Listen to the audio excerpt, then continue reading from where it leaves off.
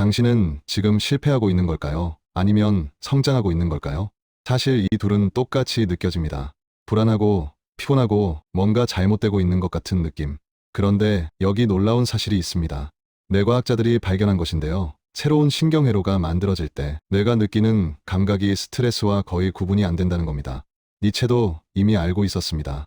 성장은 고통 속에서만 인식된다. 그렇다면 지금 당신이 느끼는 그 불편함은 정말 실패일까요?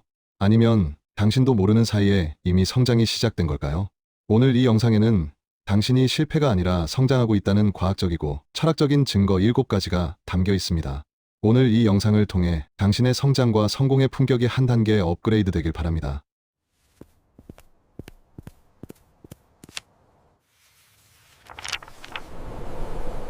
첫 번째 증거입니다.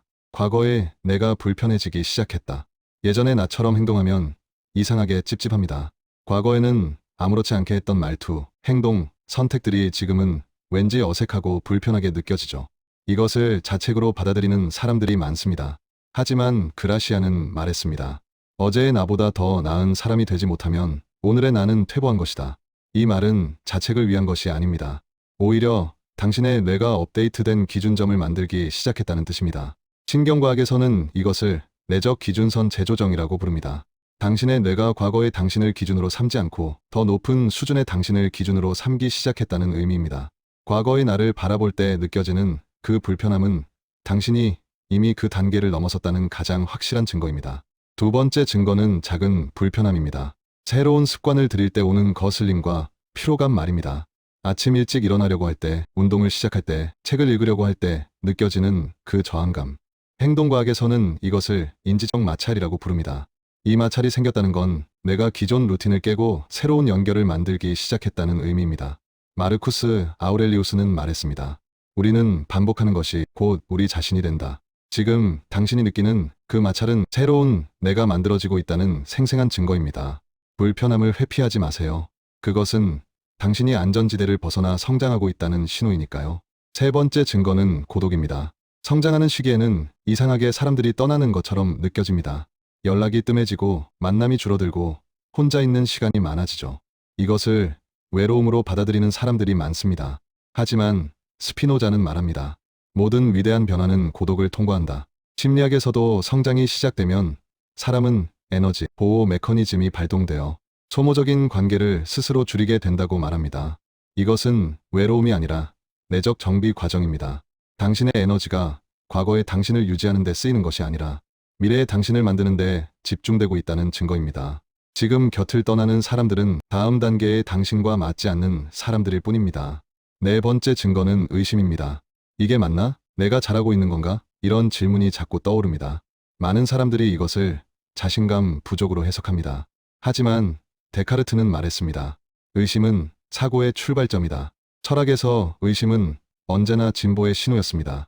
인지심리학도 같은 이야기를 합니다. 질문이 많아지는 상태는 뇌가 메타인지 레벨로 진입했다는 증거라고 말이죠. 메타인지란 자신의 생각을 생각하는 능력입니다. 즉, 당신은 더 이상 맹목적으로 행동하지 않고 자신을 객관적으로 바라보기 시작한 것입니다.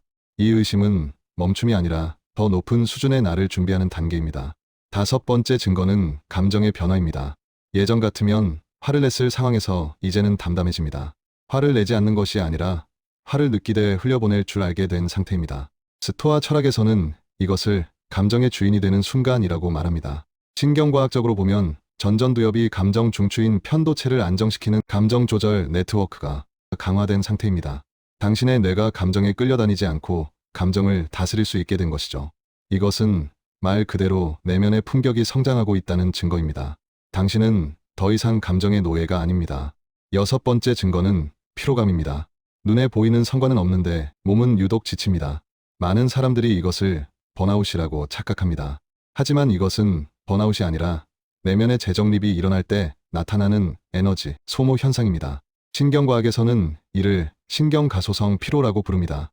마치 새 프로그램을 설치하느라 컴퓨터가 느려지는 것처럼 당신의 안의 시스템이 조용히 업그레이드 되는 중입니다.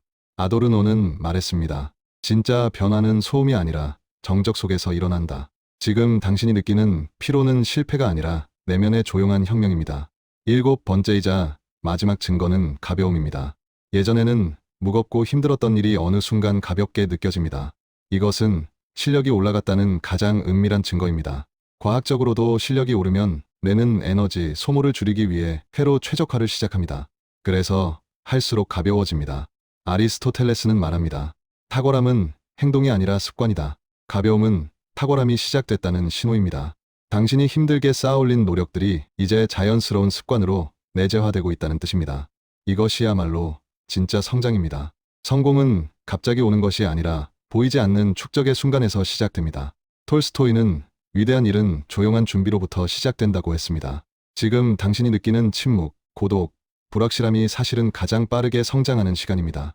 당신은 오늘도 충분히 잘하고 있습니다. 눈에 보이지 않을 뿐 내면은 이미 다음 단계로 넘어가고 있습니다. 당신의 보이지 않는 성장은 이미 시작되었습니다. 이 채널은 당신의 조용한 성장을 함께하는 곳입니다.